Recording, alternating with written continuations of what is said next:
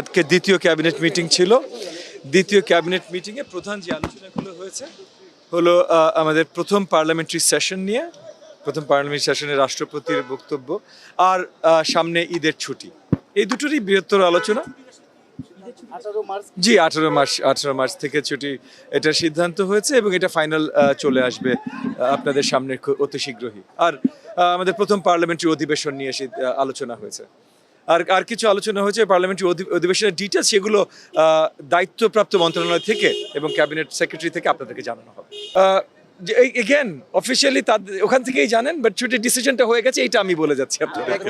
Exact কি ছুটিটা হবে সেটা যেহেতু এগেন ক্যাবিনেট সেক্রেটারির দায়িত্ব আপনাদেরকে জানানো, তাহলে আমি বলে দিলে তার দায়িত্ব সে কিভাবে পালন করবে? না, এগেন মানে ক্যাবিনেট সেক্রেটারির দায়িত্ব আপনাদেরকে অফিসিয়াল জানানো, এটা ডিসিশনটা হয়ে গেছে, আমরা সবাই মিলে করেছি, সেটা আপনাদেরকে জানিয়ে দিচ্ছি।